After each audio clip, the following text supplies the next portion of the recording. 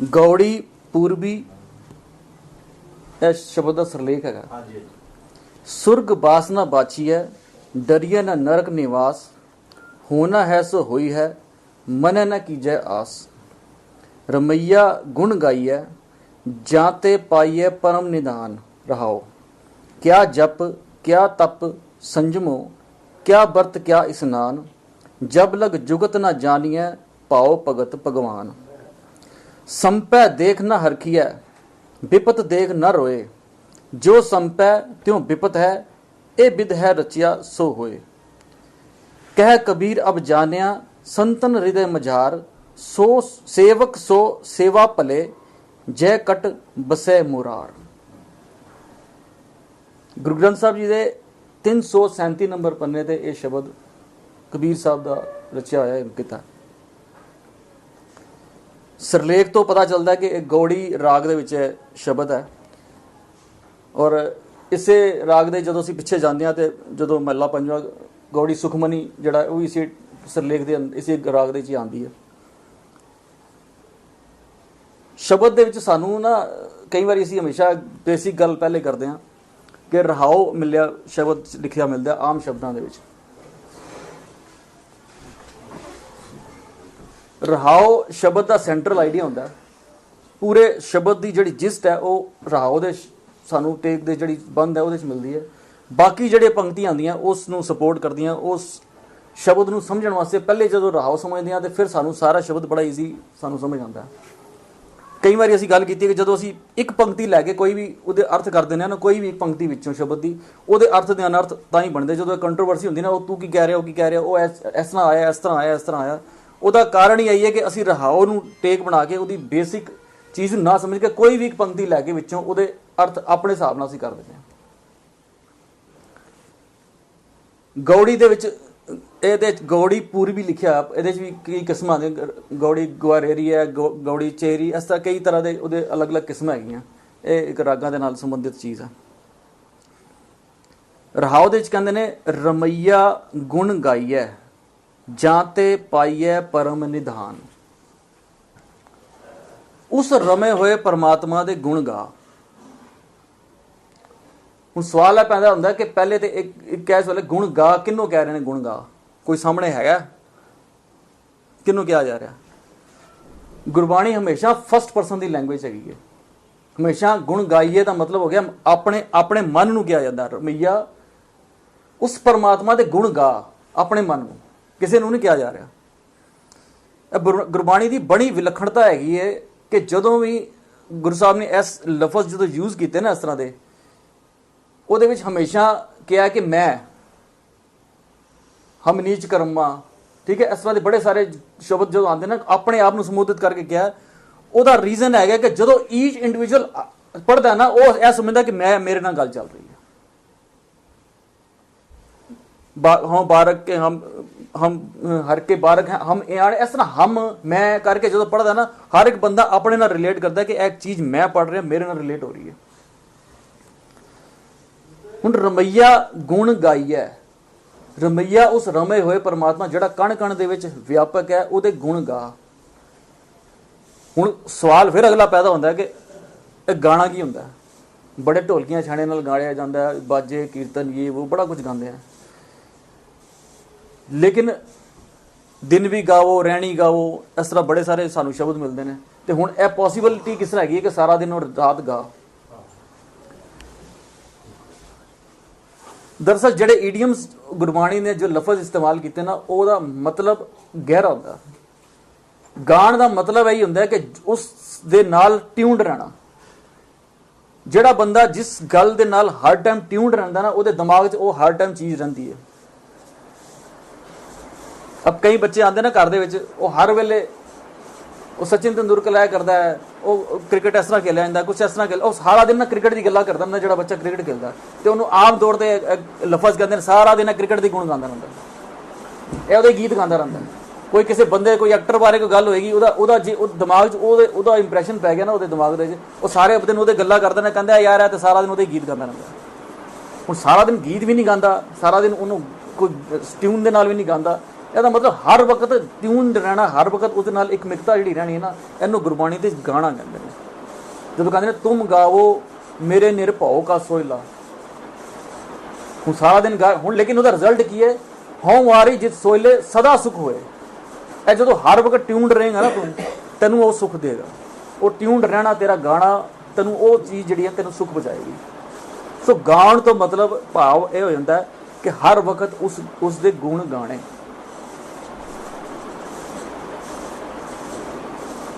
ਜਾਤੇ ਪਾਈਏ ਪਰਮ ਨਿਧਾਨ, ਨਿਧਾਨ ਹੁੰਦਾ ਖਜ਼ਾਨਾ। ਆਮ ਤੌਰ ਤੇ ਨਾ ਅਸੀਂ ਇਹ ਲਫ਼ਜ਼ ਕਈ ਵਾਰੀ ਇਸਤੇਮਾਲ ਕਰਤਾ, ਤੇਰੇ ਸਭ ਕੁਛ ਹੈ। ਪਰਮਾਤਮਾ ਦੇ ਘਰ ਜੋ ਮੰਗੋ ਮਿਲਦਾ, ਉੱਥੇ ਜਾ ਕੇ ਫਿਰ ਅਸੀਂ ਇਹ ਡਿਮਾਂਡਾਂ ਸ਼ੁਰੂ ਕਰ ਦਿੰਦੇ, ਜੋ ਸਾਨੂੰ ਦੁਨਿਆਵੀ ਲੋੜਾਂ ਹੁੰਦੀਆਂ। ਕਿਸੇ ਨੂੰ ਪੈਸਾ ਚਾਹੀਦਾ, ਕਿਸੇ ਨੂੰ ਬਿਜ਼ਨਸ ਚਾਹੀਦਾ, ਕਿਸੇ ਨੂੰ ਧੀ ਦਾ ਰਿਸ਼ਤਾ ਚਾਹੀਦਾ, ਕਿਸੇ ਨੂੰ ਕੁਛ ਚਾਹੀਦਾ, ਕਿਸੇ ਨੂੰ ਕੁਛ ਚਾਹੀਦਾ, ਕਿਸੇ ਨੂੰ ਕੁਝ। ਮੈਨੂੰ ਐਸਾ ਲੱਗਦਾ ਕਿ ਪਰਮਾਤਮਾ ਦੇ ਘਰ ਗੁਣਾਂ ਤੋਂ ਇਲਾਵਾ ਕੁਝ ਹੋਰ ਹੈ ਹੀ ਨਹੀਂ, ਕੁਛ ਵੀ ਨਹੀਂ ਹੈਗਾ। ਔਰ ਉਹ ਪਰਮਾਤਮਾ ਦਿੰਦਾ ਹੀ ਸਿਰਫ ਗੁਣ ਹੈ। ਜੇ ਅਸੀਂ ਗੁਰਦੁਆਰੇ ਜਾਂ ਗੁਰੂ ਘਰ ਜਾਂ ਧਾਰਮਿਕ ਸਥਾਨ ਜਾਂ ਧਰਮ ਦੀ ਕੋਈ ਵੀ ਗੱਲ ਕਰਨੀ ਹੈ, ਕੇਵਲ ਤੇ ਕੇਵਲ ਗੁਣ ਮੰਗੀਏ, ਕਿਉਂਕਿ ਉੱਥੇ ਮਿਲਦੇ ਹੀ ਸਿਰਫ ਗੁਣ ਨੇ, ਹੋਰ ਕੁਝ ਨਹੀਂ ਮਿਲਦਾ। ਇਹ ਗੱਲ ਸਾਡੇ ਅੰਦਰ ਦ੍ਰਿੜ ਹੋ ਜਾਏ ਨਾ, ਕਿਉਂ? ਬਾਕੀ ਚੀਜ਼ਾਂ ਉਹ ਗੁਣਾਂ ਤੋਂ ਅੱਗੇ ਸ਼ੁਰੂ ਹੁੰਦੀਆਂ, ਉਹਦੇ ਨਾਲ ਰਿਲੇਟਿਡ ਹੈਗੀਆਂ। ਜੇ ਗੁਣ ਹੈ ਨੇ ਤੇ ਪੈਸਾ ਵੀ ਕਮਾਇਆ ਜਾਂਦਾ। ਐਸੇ ਬੜੇ ਸਾਰੇ ਸਾਨੂੰ ਐਗਜ਼ਾਮਪਲ ਮਿਲਦੇ ਨੇ। ਬੱਚੇ ਕੋਲ ਗੁਣ, ਮਾਂ ਪਿਓ ਕੋਲ ਕੁਛ ਨਹੀਂ ਸੀ ਹੈਗਾ, ਬੱਚੇ ਕੋਲ ਗੁਣ ਸੀ ਤੇ ਉਹਨੇ ਬੜਾ ਕੁਝ ਕਮਾ ਲਿਆ। ਐਸੇ ਵੀ ਐਗਜ਼ਾਮਪਲ ਹੈਗੇ ਨੇ, ਉਹ ਪੁਸ਼ਤੈਨੀ ਜਾਇਦਾਦਾਂ ਪਈਆਂ ਹੋਈਆਂ, ਗੁਣ ਨਹੀਂ ਸੀ, ਉਹ ਵੀ ਗਵਾਤਾ। ਗੁਣ ਹੈ, ਜੇ ਗੁਣ ਆ ਗਏ, ਰਿਸ਼ਤੇ ਆਪੇ ਆਉਂਦੇ ਨੇ। ਧੀ ਭੈਣ ਦੇ ਬੱਚੇ ਸਾਡੇ ਰਿਸ਼ਤੇ ਆਪੇ ਘਰ ਆਉਂਦੇ ਨੇ, ਸਾਨੂੰ ਮੰਗਣੇ ਨਹੀਂ ਪੈਂਦੇ। ਜੇ ਗੁਣ ਨਹੀਂ, ਰਿਸ਼ਤਾ ਹੋ ਕੇ ਵੀ ਟੁੱਟ ਜਾਂਦੇ ਨੇ। ਐਸੇ ਐਗਜ਼ਾਮਪਲ ਸਾਡੇ ਕੋਲ ਹੈਗੇ ਨੇ। ਸੋ ਸਾਨੂੰ ਕੇਵਲ ਤੇ ਕੇਵਲ ਗੁਣ ਮੰਗਣੇ ਚਾਹੀਦੇ ਨੇ, ਕੇਵਲ ਤੇ ਕੇਵਲ ਮਿਲਦੇ ਹੀ ਗੁਣ ਨੇ। ਪਰਮਾਤਮਾ ਕੇਵਲ ਤੇ ਕੇਵਲ ਗੁਣ ਦਿੰਦਾ। ਹਾਂ, ਅੱਗੋਂ ਗੁਣ ਤੋਂ ਅੱਗੇ ਸਾਰੇ ਇਹ ਕੰਮ ਸ਼ੁਰੂ ਹੁੰਦੇ ਨੇ ਅੱਗੇ, ਕਿਉਂਕਿ ਹਰ ਇੱਕ ਚੀਜ਼ ਗੁਣਾਂ ਦੇ ਨਾਲ ਰਿਲੇਟਿਡ ਹੈ। ਗੁਣ ਹੈ ਨੇ ਤੇ ਬੰਦਾ ਸਭ ਕੁਝ ਕਰ ਸਕਦਾ ਹੈ, ਗੁਣ ਨੀਅਤ ਹੈ ਚੀਜ਼ ਵੀ ਗਵਾ ਦਿੰਦਾ। ਸੋ ਮੈਨੂੰ ਐਸਾ ਲੱਗਦਾ ਕਿ ਕੋਸ਼ਿਸ਼ ਸਾਡੀ ਇਹ ਰਹੇ ਕਿ ਅਸੀਂ ਘਰਾਂ ਦੇ ਵਿੱਚ ਬੱਚਿਆਂ ਦੇ ਨਾਲ ਜਾਂ ਆਉਣ ਵਾਲੀ ਜਨਰੇਸ਼ਨ, ਆਪਣੇ ਵਾਸਤੇ ਵੀ, ਜਿਸ ਇਨਸਾਨ ਨੇ ਗੁਣ ਦਿੱਤੇ ਨਾ ਆਪਣੇ ਬੱਚਿਆਂ ਨੂੰ, ਉਸ ਇਨਸਾਨ ਨੇ ਜ਼ਿੰਦਗੀ ਦਾ ਸਭ ਤੋਂ ਵੱਡਾ ਪਰਉਪਕਾਰ ਕੀਤਾ।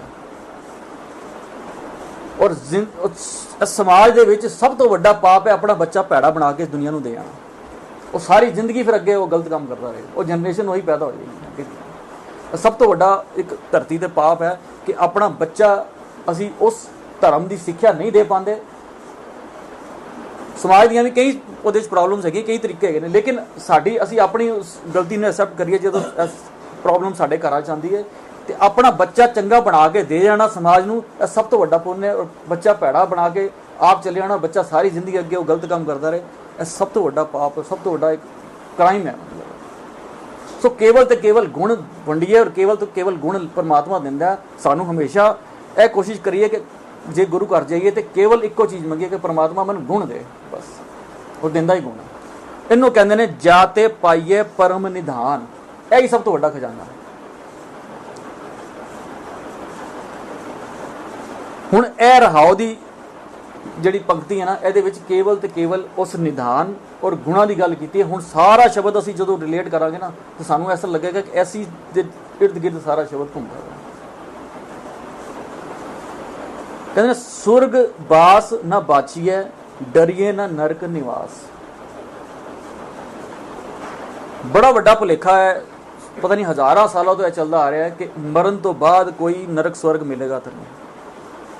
ਇਹ ਕੰਮ ਕਰੇਗਾ ਤੇ ਸਵਰਗ ਮਿਲੇਗਾ, ਇਹ ਕੰਮ ਕਰੇਗਾ ਤੇ ਨਰਕ ਮਿਲੇਗਾ। ਔਰ ਇਤਨਾ ਭੁਲੇਖਾ ਇਹ ਚੀਜ਼ ਦਾ ਪੈ ਗਿਆ ਕਿ ਔਰ ਫਿਰ ਨਰਕ ਦਾ ਸੀਨ ਵੀ ਬਣਾ ਕੇ ਦਿਖਾ ਦਿੱਤਾ। ਅੱਜ ਤੱਕ ਕੋਈ ਨਾ ਮੁੜ ਕੇ ਆਇਆ ਨਾ ਦੱਸਿਆ। ਉਹ ਸਵਰਗ ਦੇ ਸੀਨ ਵੀ ਵੱਖਰੇ ਬਣਾ ਦਿੱਤੇ। ਇਹ ਹੁੰਦਾ ਹਰ ਇੱਕ ਜੋ ਫੈਸਿਲਿਟੀ, ਜੋ ਖੁਸ਼ੀਆਂ, ਜੋ ਚੀਜ਼ਾਂ ਇਨਸਾਨ ਇੱਥੇ ਮਾਣਨਾ ਚਾਹੁੰਦਾ ਨਾ, ਉਹ ਸਵਰਗ ਦੇ ਦਿਖਾਤੀਆਂ ਮਿਲਦੀਆਂ। ਔਰ ਜੋ ਦੁੱਖ ਤਕਲੀਫਾਂ ਇੱਥੇ ਝੇਲਦਾ ਨਾ ਇਨਸਾਨ, ਉਹ ਨਰਕ ਦੀਆਂ ਦਿਖਾ ਦਿੱਤੀਆਂ। ਨਰਕ ਦੇ 'ਚ ਉਹ ਅੱਗਾਂ ਬਲਦੀਆਂ, ਕੜਾਹੀਆਂ ਤਲਦੀਆਂ, ਇਹ ਤੇ ਉਹ ਬੜਾ ਭਿਅੰਕਰ ਦਿਖਾਇਆ ਹੋਇਆ। ਪਰ ਮੈਂ ਇੱਕ ਜਗ੍ਹਾ ਸੁਣ ਰਿਹਾ ਸੀ ਕਿ ਜਿਸ ਤਰ੍ਹਾਂ ਇੱਥੇ ਸਾਨੂੰ ਦੱਸਿਆ ਜਾਂਦਾ ਨਰਕ ਦੇ ਵਿੱਚ ਬੜੀ ਅੱਗ ਬਲਦੀ ਹੈ, ਬੜੀ ਗਰਮੀ, ਤਪਸ਼, ਇਹ ਉਹ ਇਸ ਤਰ੍ਹਾਂ ਭਿਅੰਕਰ ਚੀਜ਼ਾਂ ਦਿਖਾਈਆਂ ਨਾ। ਰਸ਼ੀਆ ਦੇ ਵਿੱਚ ਇੱਕ ਧਰਮ ਹੈ, ਉਹ ਉੱਥੇ ਬੜਾ ਠੰਡਾ ਇਲਾਕਾ, ਉੱਥੇ ਇੱਕ ਧਰਮ ਹੈ, ਉੱਥੇ ਕਹਿੰਦੇ ਨੇ ਨਰਕ ਜੇ ਇਹ ਕੰਮ ਕੀਤਾ ਨਾ, ਨਰਕ 'ਚ ਬਰਫ਼ਾਂ ਪੈਂਦੀਆਂ। उस इलाके बर्फा ही सारा इलाका ही बर्फीला है, वो बर्फा तो डरते हैं। और नरक का सीन उन्हें बर्फ वाला बनाया कि नरक जाएगा ना तो सारा तेन बल्ले मिलेगी बर्फ, वो नरक को बर्फा तो घबराते हैं, वो इस तरह को नरक का डर वो पाता है। सो नरक एक डर है, स्वर्ग एक लालच है। जिहदे कोल गुण आ गए ना, वो ना लालच तो पिछे दौड़ता है ते ना डर दे पिछे डरदा है। सो यह गुण की गल की गुरु साहब ने, जिस गल की रहाओ की गल की है कि स्वर्ग वासना बाची है, जिहदे अंदर गुण आ जाए ना, उन्होंने परवाह ही नहीं रहती कि मैंने स्वर्ग मिलेगा कि नरक मिलेगा। वो ए प्रेजेंट के जीवन में जींदा है। इस पल जो मैं हुण ए पल बिता रहा ना वो पिछे दियां सोचता रहता कि मैं की करके आया सी, ते ना वो अगे नहीं सोचता कि हुण की होएगा। हमेशा साडे अंदर वो सोच रही है, या तो असीं पिछलियां सोचते रहने हैं साडे नाल ए होया ए होया ए होया ए हो गया, तो या असीं अगलियां फिक्र च पे रहते हैं, मेरे हुण बच्चों का की होएगा, मेरे पोतरिਆਂ का की होएगा, मेरा ए हो गया तो यह की होएगा, इंज हो गया तो इंज की होएगा। जो ए प्रेजेंट का मूवमेंट है ना, यह पल असीं उहनूं मिस कर जाना। उस पल नूं मिस करना ही जड़ नरक दे विच पैना। गुरबाणी कहती है जे अवगुण आ गए ना तो समझो नरक दे विच होना ही है। जो जाने मैं जोबनवंत सो होवत विष्टा का जंत। होवत का मतलब है, विष्टा का जंत, विष्टा का जंत तो वध नरक की होगा, इस तो वध नरक भोगना की होगा। जे तू उस अंकार दे पै गया ना तो विष्टा का जंत होवत इसी टाइम इसे पल है। ते जे अंदर तेरे वो खुशी खेड़ा है, फिर की कहते ने, मन तू जोत स्वरूप है अपना मूल पछाण। जिन्हें अपना मूल पछाण लिया ना, वो की उहदे वास्ते कहते ने, मन तू जोत स्वरूप है, इसे टाइम एट प्रेजेंट होना ही है, होएगा नहीं जे तू अपना मूल पछाण ले। इसे पल तू है, लेकिन तू अपना मूल जिस टाइम भुलदा ना, उस टाइम समझो नरक दे विच है। सो जिस गुणा की असीं गल कीती ना, जे ਇਹ गुण साडे च आने शुरू हो जाए, घर दे विच ਇਹ माहौल इस तरह का पैदा हो जाए साडे परिवार दे विच, ते उसे टाइम स्वर्ग दे विच बंदा बैठा होया लगदा है। ते जे ਇਹ एटमोसफेयर घर दा या अपने मन का खराब है, तो इस नरक तो भी बदतर जिंदगी इंसान ऐसी धरती ते बितांदा है। सो उस डर नूं इंसान खत्म कर दिंदा है कि मरण तो बाद मेरा की होएगा, नरक मिलेगा कि स्वर्ग मिलेगा। वो एट प्रेजेंट इस पल हुण जिहड़ा मैं जी रहा ना, ਉਹਦੇ बारे सोचना शुरू कर दिंदा है कि मैं हुण की करना, हुण मैं नरक विच हां कि स्वर्ग विच, ਉਹਦੇ बारे सोचना शुरू कर। होना है जो होई है मने ना कीचे आस, उन्होंने आस ही खत्म हो जाती है कि मेरे मरण तो बाद की होना, बाद दे विच मैं कित्थे जाना, की होना की, क्योंकि कोई कह ही नहीं सकिया। गुरु साहब आप कहते हैं एक दजिए एक दबिए एक ना कुत्ते खाए, एक पानी विच उछटिए एक बीफड़ हसन पाए, नानक इव ना जापई कित्थे रहे समाए। वो कहते हैं गुरु साहब आप तो कहते हैं कि मैनू नहीं पता, इन्ने बड़े गुरु साहब इन्नी सारी उन्होंने स्टडी की है, इन्ना सारा ज्ञान दुनिया च वंडिया, वो कहते मैनू नहीं पता कि कोई पानी च पा दिंदा, कोई कित्थे सुट दिंदा, कोई कुत्तियां नूं पा दिंदा, कोई प्लेटफॉर्म ते पा दिंदा, कोई दबा दिंदा, सब कुछ करता है, लेकिन इंसान मरण तो बाद कित्थे जांदा मैं नहीं दस सकदा। परमात्मा की कुदरत दा मेरे कोल कोई व्याख्यान नहीं है। लेकिन असी या साडे जिहड़े धार्मिक ठेकेदार वो स्टेज पर बैठ के दसदे ने कि इत्थे जा रहा है, वो जा रहा, मैं देख रहा, इंज जाएगा, इंज हुंदा इंज हुंदा, इंज कर लो, फिर 6 महीने बाद इत्थे पहुंचदा, 4 साल बाद इत्थे पहुंचदा, 6 महीने बाद, वो सारियां डिटेल वो दे दिंदे ने। गुरु साहब कहंदे मैनूं नहीं पता। सो सारे गल्लां दे कांटे अपने आप वजदे रहंदे ने। जदों असीं गुरबाणी नूं इस तरह पढ़ना शुरू करदे हां ना, ये सारियां गल्लां अपने आप ही इनवैलिड होंदियां जांदियां। जदों ये चीज़ां साडे अंदर आंदियां ना, जदों कोई सुनाई दिंदा ना, वो अंदर जांदियां इन्हां नूं उस गल नूं आपे वो खबर मिल जाती है। वो जिस तरह कंप्यूटर ते पाओ ना कोई चीज़, अंदर सॉफ्टवेयर ना होए तो data not found, invalid file, वो इनवैलिड फाइल आ जाती है कि मेरे अंदर जानी नहीं है गल, मैनूं पता की है असलियत, जो मर्जी बोली जाओ, डाटा नॉट फाउंड। सो गुरु साहब कहते हैं कि वो उधार की जिंदगी नहीं देंदी गुरबाणी, कि ए अज करेगा तो बाद मरण तो बाद कितने कुछ मिलेगा, ए कर करे सो ए कर पावे, हुणे तू सही चंगा कुछ किया ना तो हुणे तेनों फल मिलता, अंदर की खुशी उसे टाइम मिल जाती है। हुणे इंद्रपाल जी असीं कुछ गलत करते हैं तो साडा मन दुखदा है, उसी टाइम होंदा है, विद इन सैकेंड होंदा है साडे अंदर, उसी टाइम वो खुशी या गमी या तड़प या चैन उसी टाइम साडा, उसी टाइम रिजल्ट सानूं मिलना शुरू हो जाता। मरण तो बाद पता नहीं की होना चाहिए। अगे कहते हैं क्या जप क्या तप संजमो, क्या व्रत क्या स्नान,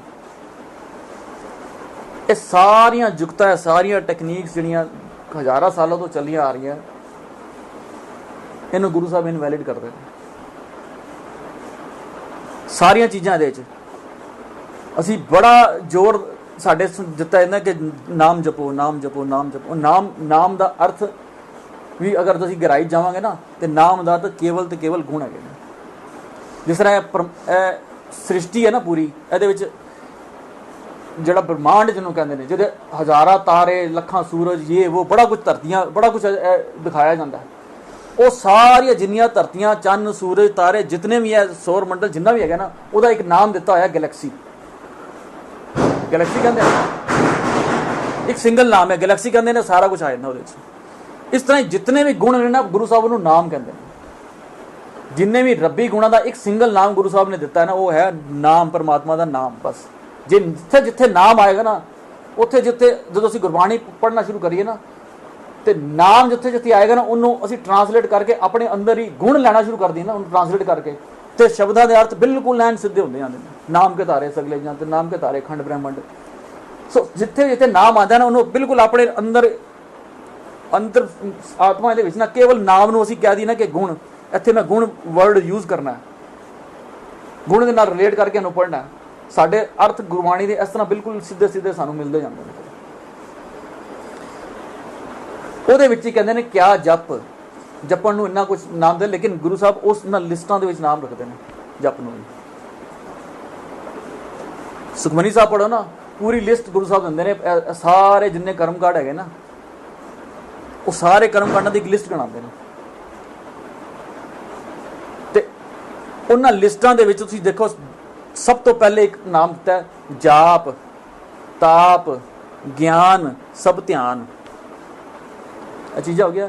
ਅੱਗੇ ਕਹਿੰਦੇ ਨੇ ਖੱਟ ਸ਼ਾਸਤਰ, ਸਿਮਰਤ, ਵਿਖਿਆਨ। ਇਹ ਸਾਰੇ ਉਹ ਕਰਮਕਾਂਡਾਂ ਦੀ ਲਿਸਟ ਹੈਗੀ। ਜੋਗ, ਅਭਿਆਸ, ਕਰਮ, ਧਰਮ, ਕਿਰਿਆ, ਸਗਲ ਤਿਆਗ, ਬਨ ਮਦੇ ਫਿਰਿਆ, ਪੁੰਨ, ਦਾਨ, ਹੋਮੇ, ਬਹੁ ਰਤਨਾ।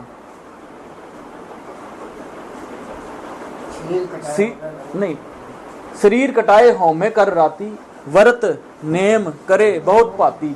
ਅੱਗੇ ਕਹਿੰਦੇ ਨਹੀਂ ਤੁਲ ਰਾਮ ਨਾਮ ਵਿਚਾਰ, ਨਾਨਕ ਗੁਰਮੁਖ ਨਾਮ ਜਪੀਐ ਇੱਕ ਵਾਰ। ਹੁਣ ਇੱਥੇ ਇੱਕ ਵਾਰ ਦਾ ਨਾਮ ਜ਼ਿਕਰ ਹੈ ਨਾ, ਕੋਈ ਰੈਪੀਟੇਸ਼ਨ ਦੀ ਗੱਲ ਨਹੀਂ ਹੈ। ਲੇਕਿਨ ਮੈਨੂੰ ਇਸ ਤਰ੍ਹਾਂ ਲੱਗਦਾ ਗੁਰੂ ਸਾਹਿਬ ਇੱਥੇ ਇੰਝ ਕਰ ਰਹੇ ਨੇ, ਗੁਰਮੁਖ ਨਾਮ ਜਪੀਏ ਇੱਕ ਵਾਰ। ਅਸੀਂ ਕਈ ਵਾਰੀ ਕੋਈ ਗੱਲ, ਕੋਈ ਬੰਦਾ ਕਰ ਰਿਹਾ ਹੁੰਦਾ ਨਾ, ਅਸੀਂ ਉਹਨੂੰ ਕਹਿੰਦੇ ਯਾਰ ਤੂੰ ਇੱਕ ਵਾਰੀ ਜਾ ਕੇ ਦੇਖ, ਕਰਕੇ ਤੇ ਦੇਖ। ਕੋਈ ਦਵਾਈ ਕਹਿੰਦਾ ਯਾਰ ਤੂੰ ਇੱਕ ਵਾਰੀ ਖਾ ਕੇ ਤੇ ਦੇਖ, ਫਿਰ ਤੁਹਾਨੂੰ ਸਹੀ ਲੱਗੇਗੀ ਤੇ ਅੱਗੇ ਕਰੀ ਕੰਮ। ਉसी ਲੈ ਦੇ ਵਿੱਚ ਗੁਰੂ ਸਾਹਿਬ ਕਹ ਰਹੇ ਗੁਰਮੁਖ ਨਾਮ ਜਪੀਏ ਇੱਕ ਵਾਰ। ਤੂੰ ਇੰਨਾ ਸਭ ਕੁਝ ਕੀਤਾ, ਇੱਕ ਵਾਰੀ ਇਹ ਵੀ ਕਰਕੇ ਦੇਖ ਤਾਂ ਸਹੀ ਕੀ ਦਾ ਰਿਜ਼ਲਟ ਨਿਕਲਦਾ, ਫਿਰ ਤੁਹਾਨੂੰ ਪਤਾ ਲੱਗੇਗਾ ਕੀ ਇਹਦਾ ਸਵਾਦ ਹੈਗਾ।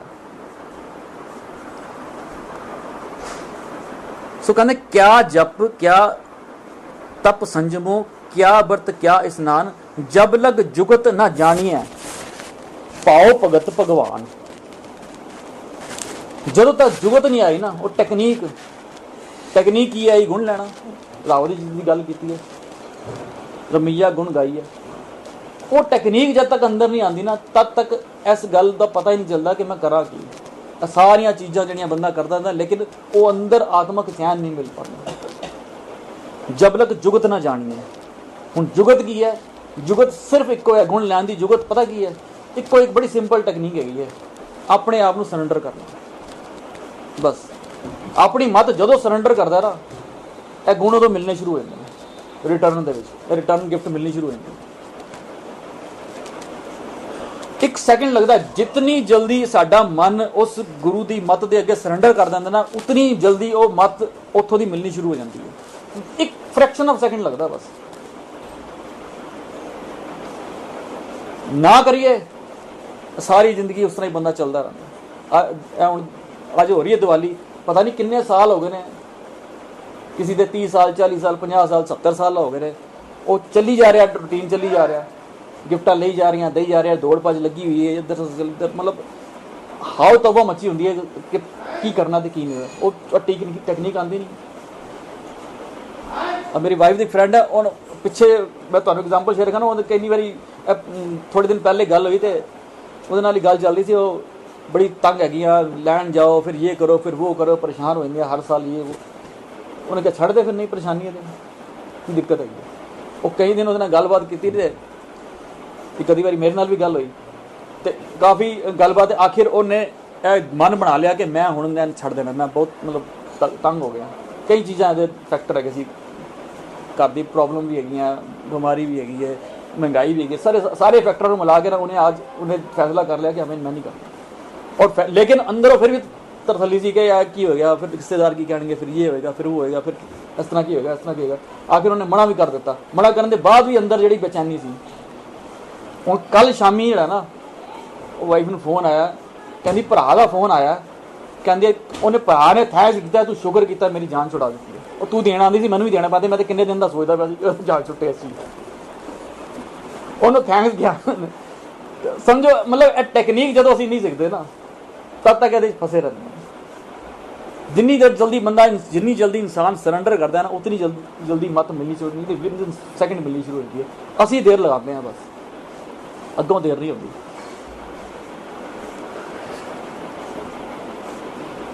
जब लग जुगत ना जानिए पाओ भगत भगवान। उस भावना के नाल उस भगवान उस परमात्मा की जिहड़ी जुगत जब तक टेक्नीक नहीं आती ना तब तक वो बारे नहीं पता चलता। अगे कहने संपै देख ना हरखी है, विपत देख ना रोए।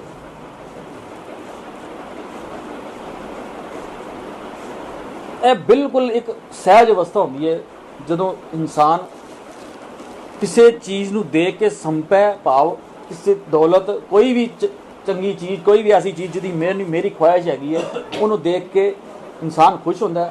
तो जदों चली जाती है कोई नुकसान हो जाए उदों वो किस तरह डिप्रैशन दे आ जाए। सिर्फ सहज अवस्था लियानी औखी नहीं है, अपने मन की मत त्यागनी औखी है। असीं कहंदे ना रब दा सीधे रस्ते चलना बड़ा औखा है। आम तौर पर गल्लां कीतियां ने, धर्म के राह चलना बड़ा औखा जी, गल्लां बड़ियां औखियां किताबी गल्लां ये वो। लेकिन गुरु साहब कहंदे ने जिस तरह मैं हुणे एग्जाम्पल दिता ना, साडे अपने मन की जिहड़ी वो गुंझल हैगी है ना उन्होंने छड्डना औखा हुंदा है, वो मत लैनी औखी नहीं हुंदी। कहंदे ने त्यागै मन की मतड़ी यह बात कठैनी।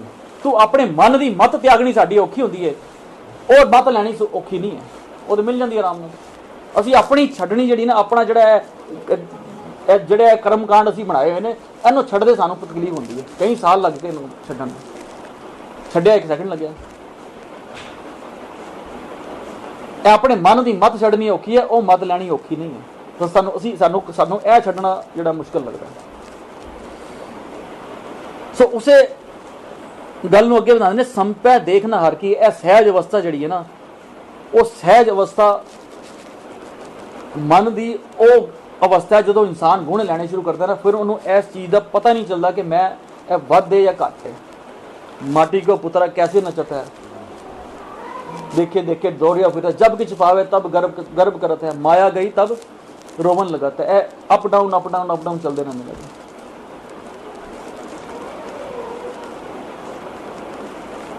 एक बार शब्द असीं डिस्कस किए इत्थे, जो नर दुख मैं दुख नहीं माना, सुख स्नेह भै नहीं जाके कंचन माटी माना। बस वो ना ऐसी चढ़ती कला का शब्द है, वो सिंपल जी गल दसी कि जो नर दुख मैं दुख नहीं माना है। जिस गल नूं मैं मन लिया ना मेरे वास्ते दुख है, बस दुख वही हुंदा, और कोई दुख नहीं है। अदरवाइज कोई दुख की डेफिनेशन ही नहीं है। जिस गल नूं भावें छोटी चीज़ है, भावें घर च अज सफाई करने वाली नहीं आई ना, तो मैं उन्हें दुख मान लिया तो मेरे वास्ते दुख ही है, भावें छोटी जी गल है। तो जे भावें वड्डी तो वड्डी चीज़ का नुकसान हो गया, जे मैं नहीं मनदा ना तो कोई ऐसी गल नहीं है जिहड़ा मैनूं दुखी कर सके, कोई ऐसी चीज़ ही नहीं है।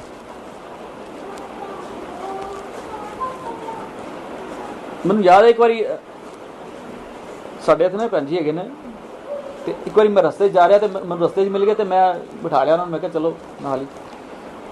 रस्ते उन्होंने गल दसी, मैं एक बार पहले भी शायद शेयर की हुए। कहते हैं हसबैंड का ना कई साल पहले, अज उन्होंने एज मेरे होएगी 60 तो ही अपनी, तो कहते हैं कई साल पहले हसबैंड गए ने कितने बाहर, तो ब्रीफ केस बड़े सारे पैसे 25,000 के करीब थी। बड़ा 25,000 रुपये बहुत होंगे उस टाइम, अज तो 25 साल पहले की गल। कहते किसी दुकान पर गए तो ब्रीफ केस भुल के आ गए। ਇੰਨੀ ਵੱਡੀ ਰਕਮ ਕਹਿੰਦੇ ਮੈਨੂੰ ਉਸ ਦਿਨ ਚੈਨ ਨਹੀਂ ਆਇਆ। ਘਰ ਆ ਕੇ ਦੱਸਿਆ ਉਹਨੇ ਕਿ ਬਰੀਫਕੇਸ ਮੇਰਾ ਗੁੰਮ ਗਿਆ ਔਰ ਵਾਪਸੀ ਆਇਆ ਲੱਭਿਆ ਨਹੀਂ। ਤੇ ਕਹਿੰਦੇ ਰਾਤ ਸਾਰੀ ਮੈਂ ਤੜਪਦੀ ਰਹੀ ਕਿ ਪੈਸੇ ਗਏ ਪੈਸੇ ਗਏ। ਕਹਿੰਦੀ ਮੈਂ ਰਾਤੀ 2 ਵਜੇ ਮੇਰੀ ਮਤਲਬ ਅਚਾਨਕ ਮੈਨੂੰ ਦੇਖਿਆ ਤੇ ਉਹ ਨਾਲ ਘਰਾੜੇ ਮਾਰਦੇ ਸੀ।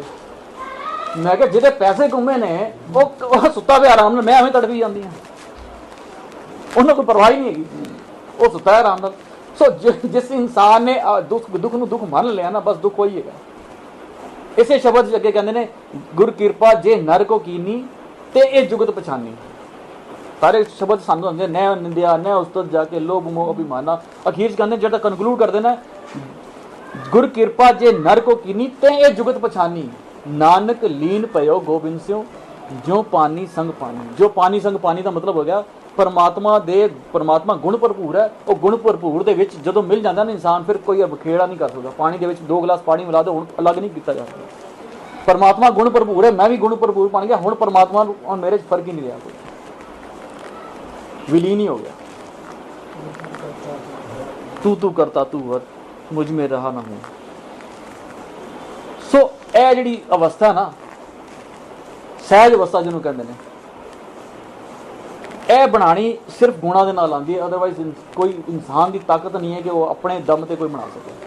ਤੈਸਾ ਸਵਰਨ ਤੈਸੀ ਉਸ ਮਾਟੀ, ਤੈਸਾ ਅੰਮ੍ਰਿਤ ਤੈਸੀ ਵੀ ਖਾਟੀ, ਤੈਸਾ ਮਾਨ ਤੈਸਾ ਮਾਨ, ਤੈਸਾ ਰੰਗ ਤੈਸਾ ਰਾਜਨ, ਜੋ ਵਰਤਾਈ ਸਾਈ ਜੁਗਤ। ਇਹ ਵੀ ਟੈਕਨੀਕ ਹੈ। ਨਾਨਕ ਉਹ ਕਹੀ ਉਹ ਪੁਰਖ ਕਹੀਏ ਜੀਵਨ ਮੁਕਤ। ਉਹ ਜੀਵਨ ਤੋਂ ਮੁਕਤ ਹੈਗਾ, ਅਦਰਵਾਈਜ਼ ਮੁਕਤੀ ਨਹੀਂ ਹੈ। ਜੋ ਇਸ ਸਹਿਜ ਅਵਸਥਾ ਨੂੰ ਪ੍ਰਾਪਤ ਕਰ ਲੈਂਦਾ, ਜਿਹਨੇ ਇਹ ਸਹਿਜ ਅਵਸਥਾ ਪ੍ਰਾਪਤ ਕਰ ਲਈ ਨਾ, ਔਰ ਮਿਲਦੀ ਗੁਣਾਂ ਤੋਂ। ਸਿਰਫ ਅਸੀਂ ਘਰ ਦੇ ਵਿੱਚ, ਤੁਸੀਂ ਕਦੀ ਨੋਟਿਸ ਕਰਨਾ, ਜਦੋਂ ਘਰ ਦੇ ਵਿੱਚ ਅਸੀਂ ਸਬਜ਼ੀ ਬਣੀ ਹੋਏ ਨਾ, ਬੜੀ ਸਵਾਦ ਸਾਡੇ ਮਨਪਸੰਦ ਦੀ ਸਬਜ਼ੀ ਬਣੀ ਹੋਏ, ਤੇ ਫਿਰ ਅਸੀਂ ਨਾ ਇੱਕ ਬੂੰਦ ਸਬਜ਼ੀ ਕੋਲੀ 'ਚ ਰਹਿਣ ਨਹੀਂ ਦਿੰਦੇ। ਉਂਗਲਾਂ ਵੀ ਚੜ ਜਾਂਦੇ ਆ, ਚਮਚ ਵੀ ਚੜ ਜਾਂਦੇ ਆ। ਇੱਕ ਬੂੰਦ ਸਾਨੂੰ ਨਾ ਉਸ ਕੋਲੀ ਦੇ ਸਾਨੂੰ ਡ੍ਰੌਪ ਮਿਲਦੀ ਨਹੀਂ ਬਚੀ ਹੋਈ, ਕਿਉਂਕਿ ਸਾਨੂੰ ਸਵਾਦ ਆ ਰਿਹਾ ਹੁੰਦਾ ਉਹਦੇ 'ਚ। ਤੇ ਜੇ ਸਬਜ਼ੀ ਸਵਾਦ ਨਾ ਹੋਏ, ਜਿੱਥੇ 3 ਰੋਟੀਆਂ ਖਾਣੀਆਂ ਉੱਥੇ 1 ਹੀ ਖਾਵਾਂਗੇ, 2 ਹੀ ਖਾਵਾਂਗੇ। ਉਹ ਵੀ ਐਵੇਂ ਟੱਚ ਕਰਕੇ ਖਾਵਾਂਗੇ, ਅੱਧੀ ਛੁੱਟਾ ਸਿੱਟ ਦਾਂਗੇ, ਅੱਧੀ ਚੱਲ ਛੱਡ ਮੈਂ ਨਹੀਂ ਖਾਣੀ। ਇਸ ਤਰ੍ਹਾਂ ਹੀ ਹੁੰਦਾ ਆਮ ਜੀਵਨ ਦੀ ਘਟਨਾ। ਬਸ ਇਸ ਤਰ੍ਹਾਂ ਹੀ ਸਾਡੀ ਲਾਈਫ ਹੈ। ਜਿਸ ਇਨਸਾਨ ਨੂੰ ਲਾਈਫ ਦੇ ਵਿੱਚ ਸਵਾਦ ਆਉਣਾ ਸ਼ੁਰੂ ਹੋ ਜਾਂਦਾ ਨਾ, ਉਹ ਲਾਈਫ ਦਾ ਇੱਕ ਪਲ ਵੀ ਵੇਸਟ ਨਹੀਂ ਕਰਦਾ। ਇੱਕ ਪਲ ਵੀ ਉਹ ਕਹਿੰਦਾ ਹਰ ਪਲ ਮੈਂ ਇਹਨੂੰ ਜੀਣਾ ਕਿਸ ਤਰ੍ਹਾਂ, ਬਸ ਉਹ ਖੇੜੇ ਨਾਲ ਮੈਂ ਇਹਨੂੰ ਜੀਣਾ ਕਿਸ ਤਰ੍ਹਾਂ। ਇੱਕ ਬੂੰਦ ਵੀ ਜਿਸ ਤਰ੍ਹਾਂ ਅਸੀਂ ਸਬਜ਼ੀ ਦੀ ਵੇਸਟ ਨਹੀਂ ਕਰਦੇ ਨਾ, ਜਾਣ ਨਹੀਂ ਦਿੰਦੇ ਕੂੜੇ ਦੇ ਵਿੱਚ, ਇਸ ਤਰ੍ਹਾਂ ਇੱਕ ਪਲ ਵੀ ਉਹ ਜ਼ਿੰਦਗੀ ਦਾ ਆਪਣਾ ਵੇਸਟ ਨਹੀਂ ਕਰਦਾ। ਉਹ ਕਹਿੰਦਾ ਮੈਂ ਇਹਨੂੰ ਜੀਵਾਂ ਕਿਸ ਤਰ੍ਹਾਂ। ਤੇ ਜੇ ਇਹਨੂੰ ਸਵਾਦ ਨਾ ਆ ਰਿਹਾ ਹੋਏ ਨਾ, ਉਹਦੇ ਕੋਲ ਕਦੀ ਪੁੱਛੀਏ ਨਾ ਕੀ ਹਾਲ ਹੈ, ਬਸ ਹੀ ਕੱਟ ਰਹੀ ਹੈ, ਬਸ ਹੀ ਟਾਈਮ ਪਾਸ ਹੋ ਰਿਹਾ। ਉਹ ਸਮਝੋ ਕਿ ਸਬਜ਼ੀ ਛੂ ਕੇ ਖਾ ਤਾਂ ਰਹੇ ਹਾਂ, ਭੁੱਖ ਤੇ ਮਿਟਾਣੀ ਹੈ ਨਾ, ਉਹ ਜ਼ਿੰਦਗੀ ਤੇ ਜੀਣੀ ਹੈ। ਹੁਣ ਜਿਸ ਤਰ੍ਹਾਂ ਕਿੰਨਾ ਟਾਈਮ ਹੈਗਾ, ਜੀਣੀ ਤੇ ਹੈ ਹੀ ਹੈ। ਬਸ ਉਹ ਟੱਚ ਕਰਕੇ ਖਾ ਕੇ ਕਿਸੇ ਤਰੀਕੇ, ਬਸ 1-4 ਰੋਟੀਆਂ ਦੀ 2 ਰੋਟੀਆਂ ਖਾ ਕੇ ਭੁੱਖ ਮਿਟਾ ਕੇ ਬਸ ਪਾਸੇ ਕਰ ਰਹੇ ਹਾਂ, ਟਾਈਮ ਪਾਸ ਕਰ ਰਹੇ ਹਾਂ। ਬਸ ਕੱਟ ਰਹੀ ਹੈ ਜੀ, ਬਸ ਟਾਈਮ ਪਾਸ। ਜਿੱਥੋਂ ਇਹ ਲਫ਼ਜ਼ ਸਾਨੂੰ ਆਪਣੇ ਅੰਦਰ ਆਏ ਜਾਂ ਕਿ ਮਿਲੇ ਨਾ, ਟਾਈਮ ਪਾਸ ਹੋ ਰਿਹਾ, ਕੱਟ ਰਹੀ ਹੈ, ਉਹਦਾ ਮਤਲਬ ਕਿਤੇ ਨਾ ਕਿਤੇ ਉਹ ਡਿਪਰੈਸ਼ਨ ਦੇ ਵਿੱਚ, ਕਿਤੇ ਨਾ ਕਿਤੇ ਪ੍ਰੋਬਲਮ ਹੈਗੀ। ਚੜ੍ਹਦੀ ਕਲਾ ਖੇੜਾ ਨਹੀਂ ਹੈ। ਜਿਹਨੂੰ ਖੇੜਾ ਹੁੰਦਾ ਉਹ 1 ਮਿੰਟ ਵੀ ਵੇਸਟ ਨਹੀਂ, 1 ਸੈਕਿੰਡ ਵੀ, ਫ੍ਰੈਕਸ਼ਨ ਆਫ ਸੈਕਿੰਡ ਵੀ ਉਹ ਕਹਿੰਦਾ ਮੈਂ ਹੁਣ ਉੱਠਾਂ ਕਿਸ ਤਰ੍ਹਾਂ, ਜਾਵਾਂ ਕਿਸ ਤਰ੍ਹਾਂ, ਮੈਂ ਇਹਨੂੰ ਜੀਆਂ ਕਿਸ ਤਰ੍ਹਾਂ।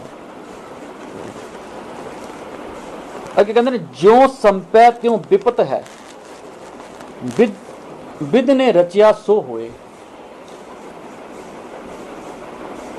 ਜਿਉਂ ਸੰਪੈ ਤਿਉਂ ਵਿਪਤ ਹੈ, ਉਹਦੇ ਵਾਸਤੇ ਫਰਕ ਹੀ ਨਹੀਂ ਰਹਿੰਦਾ। ਉਹ ਹਰ ਵਕਤ ਨਾ, ਜਦੋਂ ਵੀ ਕੋਈ ਪ੍ਰੋਬਲਮ ਆਉਂਦੀ ਹੈ ਨਾ, ਅਸੀਂ ਜਦੋਂ ਵੀ ਪ੍ਰੋਬਲਮ ਦੇ ਵਿੱਚ ਫਸਦੇ ਹਾਂ, ਸਾਡੀ ਇੱਕੋ ਹੀ ਦਿੱਕਤ ਸਾਨੂੰ ਜਿਹੜੀ ਤੰਗ ਕਰਦੀ ਹੈ ਨਾ, ਉਹਦਾ ਕਾਰਨ ਹੈ ਕਿ ਜਦੋਂ ਪ੍ਰੋਬਲਮ ਦੇ ਵਿੱਚ ਅਸੀਂ ਉਸ ਪ੍ਰੋਬਲਮ ਨੂੰ ਡਿਸਕਸ ਕਰਦੇ ਰਹਿੰਦੇ ਹਾਂ, ਉਸ ਪ੍ਰੋਬਲਮ ਬਾਰੇ ਸੋਚਦੇ ਰਹਿੰਦੇ ਹਾਂ, ਜਿਉਂ ਹੀ ਅਸੀਂ ਪ੍ਰੋਬਲਮ ਨੂੰ ਇੱਕ ਸਾਈਡ ਤੇ ਰੱਖਦੇ ਨੇ, ਇਹ ਪ੍ਰੋਬਲਮ ਹੈਗੀ ਹੈ। ਉਹਦਾ ਬੜੀ ਛੋਟੀ ਜਿਹੀ ਟੈਕਨੀਕ ਹੈਗੀ ਹੈ, ਇਹ ਪ੍ਰੋਬਲਮ ਹੈਗੀ ਹੈ, ਹੁਣ ਇਹ ਚੀਜ਼ ਮੇਰੇ ਨਾਲ ਹੋ ਗਈ ਹੈ, ਜਾਂ ਹੋ ਰਿਹਾ, ਜਾਂ ਇੰਜ ਹੋਣ ਵਾਲਾ, ਜਾਂ ਇਹ ਚੀਜ਼ ਮੈਨੂੰ, ਇਹ ਪ੍ਰੋਬਲਮ ਮੇਰੇ ਸਾਹਮਣੇ ਨਜ਼ਰ ਆ ਰਹੀ ਹੈ, ਇਹ ਪ੍ਰੋਬਲਮ ਇਸ ਤਰ੍ਹਾਂ ਸਾਈਡ ਤੇ ਪਈ ਹੈ। ਹੁਣ ਮੈਂ ਆਪਣੇ ਮਨ 'ਚ ਸੋਚਾਂ ਹੁਣ ਪੋਸੀਬਿਲਿਟੀ ਕੀ ਹੈ, ਹੁਣ ਇਹਦੇ ਚੋਂ ਨਿਕਲਣ ਦੇ ਰਸਤੇ ਕੀ ਨੇ। ਜਿਸ ਟਾਈਮ ਇਹ ਦਿਮਾਗ 'ਚ ਖਿਆਲ ਆਉਂਦਾ ਨਾ ਕਿ ਹੁਣ ਇਹ ਪ੍ਰੋਬਲਮ ਤੇ ਹੈ, ਉਹਨੂੰ ਡਿਸਕਸ ਕਰਦਾ ਰਹਾਂਗਾ, ਉਹਦੇ ਬਾਰੇ ਸੋਚਦਾ ਰਹਾਂਗਾ, ਤਾਂ ਮੈਂ ਨਹੀਂ ਨਿਕਲ ਪਾਵਾਂਗਾ। ਹੁਣ ਮੈਨੂੰ ਇਹ ਸੋਚਣਾ ਕਿ ਮੈਂ ਇਹਦੇ ਚੋਂ ਨਿਕਲਣਾ ਕਿਸ ਤਰ੍ਹਾਂ। ਜਿਉਂ ਹੀ ਇਹ ਖਿਆਲ ਮਨ 'ਚ ਆਉਂਦਾ ਨਾ, ਸਾਨੂੰ ਆਪਣੇ ਆਪ ਰਸਤੇ ਮਿਲਣੇ ਸ਼ੁਰੂ ਹੋ ਜਾਂਦੇ, ਪੋਸੀਬਿਲਿਟੀ ਨਜ਼ਰ ਆਉਣੀ ਸ਼ੁਰੂ ਹੋ ਜਾਂਦੀ ਹੈ। ਕਈ ਵਾਰੀ ਐਸੀ ਚੀਜ਼ਾਂ ਸਾਨੂੰ ਖਿਆਲ 'ਚ ਆ ਜਾਂਦੀਆਂ ਜਿਹੜੀ ਕਿ ਅਸੀਂ ਸੋਚੀਆਂ ਵੀ ਨਹੀਂ ਹੁੰਦੀਆਂ। ਐਸੇ ਤਰੀਕੇ ਸਾਨੂੰ ਮਿਲ ਜਾਂਦੇ ਨੇ, ਉਹ ਅਸੀਂ ਨਿਕਲ ਵੀ ਜਾਂਦੇ ਹਾਂ। अदरवाइज प्रॉब्लम से आंदियां ही रहनियां, कभी अप कभी डाउन, कभी अप कभी डाउन, इस तरह से स्पीड ब्रेकर चलता ना। सुखमनी साहब जी बस पढ़ते ना, कभी इंसान उत्ते हो जाता, कभी नीवा हो जाए, कबू होए बहे बट राजा, कबू भिखारी नीच का साजा, कबू आपकी रत में आवे, कबू भला भला कहावे, बस इंज इंज इंज इंज इंज चलता रहता है। और स्पीड ब्रेकर जो होंगे साड़ी ब्रेकां लगदियां ना, स्पीड घट जाती है गड्डी की, समूथ होए बस सहज होए बिल्कुल समूथ चलती है ना, वो बस इस तरह जो स्पीड ब्रेकर से चलते ना, साड़ी जिंदगी भी रुक जाती है, वो स्पीड फटती नहीं। सो विपत देख ना रोए, विपत नूं प्रॉब्लम देख के रो ना, पॉसिबिलिटी लभ, ਉਹਦਾ हल लभ। और यह गल्लां कोई किताबी या हवावां 'च गल्लां नहीं है, गुरु साहब ने करके दिखाई हैं। हुणे जिक्र कर रहे सी ना गुरु हरगोबिंद साहब का, यह प्रैक्टिकल गल्लां सानूं हिस्टरी 'चों मिलदियां कि बड़ी विलक्षण जी इतिहास है साडा कमाल का, कि एक टॉप ते बैठा होया कोई गद्दी ते राजमहल के उत्ते, और वो उतर के वो थले चला जाता अपने मर्जी के नाल। गुरु अर्जन साहब का कोई झगड़ा, कोई किसी कब्जे वास्ते, जमीनों के कब्जे वास्ते, या लड़ाइयां सी किसी कोई राज वास्ते, किसी महल के उत्ते, हरमंदर साहब के किसी टॉप के उत्ते बैठे हुए सी, दुनिया इन्नी संगत आ रही है, उन्होंने सब नमस्कार कर रही है, इन्ना कुछ हो रहा है, और उत्थों दी सिर्फ अपने सच के वास्ते, एक दुनिया के भले वास्ते, उत्थों राजमहल तो सिंघासन तो उतर के वो तत्ती तवी ते जाके बैठ जाते हैं। लेकिन विलक्षण उस तो भी गल है, जिन्ने खुश उत्थे बैठे ने, उन्ने खुश उत्ते बैठे हैं, वो सहज अवस्था है। गुरु तेग बहादुर साहब घरों चलते हैं, उन्होंने पता कि मैं वापस नहीं आना। कोई अपने वास्ते, कोई किदे वास्ते गए सी, कोई जमीन लैन गए सी, या कोई जायदाद लैन गए सी, या कोई फैक्ट्रियां नाम कराने गए सी, या कुछ भी नहीं सी, केवल तो केवल मानवता के भले वास्ते। उन्होंने पता सी कि मैं, और उत्थों की जिन्ने खुशी नाल उत्थों घरों तुरे ने, उस भी आनंदपुर साहब के महल च बैठे ने, उन्ने ही सहज अवस्था उदों ने जो चांदनी चौक में बैठे ने। गुरु गोबिंद सिंह का इतिहास होता, जिन्ने आनंदपुर साहब के क्या बड़ा महल और गड़ियां और किले तैयार बैठे ने, इन्ना कुछ सिंह और फौज तैयार है, लेकिन 4 साहबजादे चले गए माछीवाड़े जंगल जी भी उंजी खुशी च उंजे बैठे ने। कुछ ही साल बाद उस इतिहास पढ़िए, 3 सालों के दोबारा फौज इकट्ठी करके फिर वो हमला करते हैं दोबारा। क्या जबरदस्त सहज अवस्था और खेड़ा उन्होंने अंदर होगा, कितनी चढ़ती कला होगी। सो विलक्षण जो इतिहास है कि उत्तों की उतर के थले अपनी मर्जी नाल आना, यह बड़ी इम्पॉसिबल जी चीज़ लगती है, लेकिन यह गुरु साहब ने साढ़े वास्ते करके दिखाया। यह प्रैक्टिकल लाइफ सानू दे सिखाने वास्ते कराई है, ताकि यह शब्द जड़ा है यह शब्द सिर्फ लिखती ना रहे, इन्होंने प्रैक्टिकल लाइफ उन्होंने आप जी के दिखाई है, ताकि हर इंसान जी सके। विपत देखना रोए, जो संपत्ति और विपत है विद ए रचिया सोए। विद ए रचिया सोए है वो परमात्मा का हुक्म नियम सिस्टम, वो नियम सिस्टम जो समझ आता है ना, ता इंसान समझता है कि यह दुख और सुख है उस नियम सिस्टम के आने ही आने ने। ठीक है, गुरबाणी पढ़ते हैं, नानक बोलन झखना दुख छड़ मंगीए सुख। झख मारनी है तू हमेशा कहना मैं सुख दे सुख दे। नानक बोलन झखना दुख छड़ मंगीए सुख, सुख दुख दोए दर कपड़े पहरे जाए मनुख। जिथे बोलन हारी है तिथे चंगी चुप। जिथे बोलन हारी है तू बोल ले जिन्ना मर्जी उसे रोला पा लै, परमात्मा का नियम सिस्टम तेरे कहने नाल नहीं बदलता। तू तो जिन्ना मर्जी नक रगड़ लै, लेकिन तू कह परमात्मा का विधि विधान मेरे एक जे सब मिल के आखण पाए वड्डा ना होवे गार्जियन, मैं विधि विधान उस संसार का नियम सिस्टम में मेरे कहने नाल परमात्मा बदल जाएगा? नहीं बदलता। ओ हुक्म नियम सिस्टम उस तरह ही चलना है। तू हुक्म के अनुसार चलेगा, तेरे मन में चैन मिलेगा। बस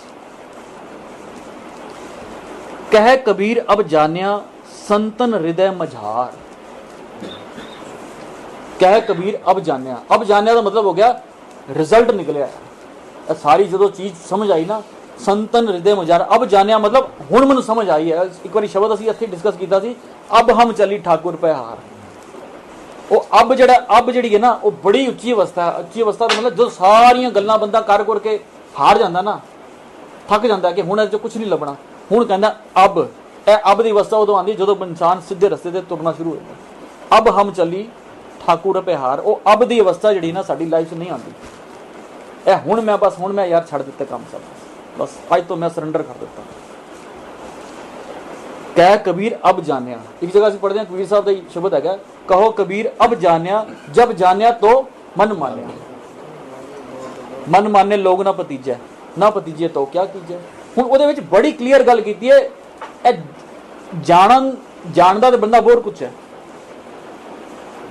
किसी ਨੂੰ ਪੁੱਛੋ जानदा सवेरे यार पार्क, हाँ मैनूं पता, सब नूं पता ਹੁੰਦਾ कि पार्क जाके सवेरे सेहत भी ठीक रहती है, लेकिन मन्निया मंदा बंदा उदों जो जाना शुरू करता है, ए जान लिया असली जानना होता है।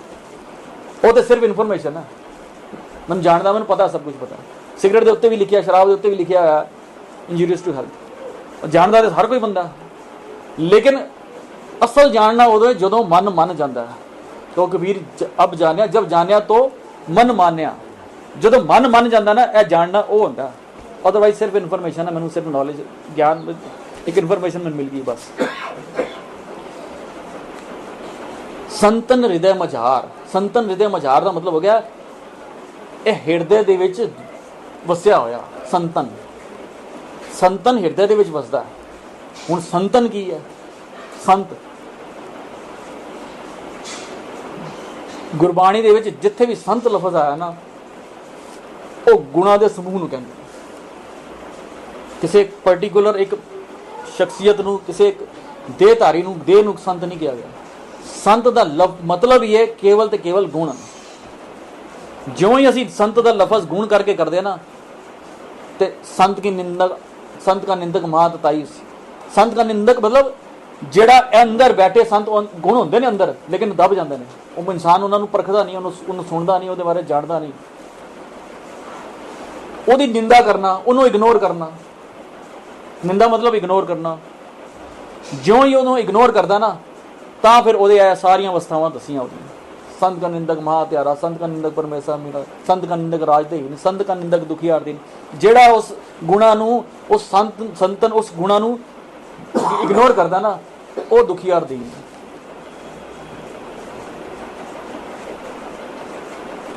सेवक सो सेवा भले, जय कट वसै मुरार। सेवक सो, वो सेवक हुंदा है कि सेवा भले, जो सेवा करे। हुण सेवक का लफ्जी अर्थ असीं बड़े बड़े समझे, जिहड़ा लंगर वरताए, पोचे मारे, सब कुछ है काम करता है, झाड़ू मारता है, ए सेवा तो असीं समझते हैं। लेकिन गुरबाणी सेवा, सेवक किहनूं कहंदे ने, ਉਹਦੀ ਡੈਫੀਨੇਸ਼ਨ बड़ी क्लीयर ਡੈਫੀਨੇਸ਼ਨ है। सो सेवक जिस किरपा करी, निमक निमक जप नानक हरी। वो निमक निमक जिहड़ा जपदा ना, जपण दा अर्थ समझ चुके हैं। निमक निमक जप नानक हरी, वो सेवक हुंदा। सो सेवक जिस किरपा करी। हुण किरपा करी दा लफज जो बड़े असी कॉमन जिहा यह भी है, जिहड़ा जदों परमात्मा किरपा करेगा, जदों दी किरपा होएगी, जदों बख्शिश करेगा, उदों कर लांगे। जिस दे उत्ते करदा, कोई लखां चों एक हुंदा है, कोई शहर दे विच दो चार हुंदे ने, कोई समूह दे विच एक हुंदा है, इस तरह उहदे ते किरपा करदा। इस तरह ही सुनदे हैं। छोटा जिहा एग्जाम्पल बनाइए, इत्थों दी फोटो खिच्चनी शुरू करना, वो आनंद साहब बैठे ने ते फोटो खिच्चनी शुरू करना है इत्थों दी। हुण सारे सारे असीं सारे दी फोटो नहीं आ सकदे वन टाइम। इधर जो बैठे ने, जे यह कहण कि मैं भी फोटो खिंचानी है, उठ के इधर आ जाएंगे। हुण कैमरे का जो फोकस है ना, वो इधर है, सारे सब फोकस लै रहा। जिन्हें जिन्हें अपनी फोटो खिंचानी है, फोकस आ जाए, उसकी फोटो खिंची जाएगी। कैमरे ने वितरा नहीं करना कि मैं अभी खिंचनी थी, अभी नहीं खिंची, उन्हें क्लिक कर देना बस। जेड़ा उस दे कैमरे के फोकस आ गया, वो फोटो वो आ जाएगी। बस गुरु की कृपा, परमात्मा की कृपा ही है। कृपा हो रही है, वो क्लिक हो रहा है, तू वो फोकस च आ जा, तेरे ते कृपा आ जाएगी। तू फोकस तो बाहर है, तेरे ते कृपा नहीं है। बस फोकस च मैं आना ना, जे मैनू चाहिए ना कृपा, तो फोकस च मैं आना। जे मैं फोकस तो बाहर हाँ, तो कृपा नहीं है।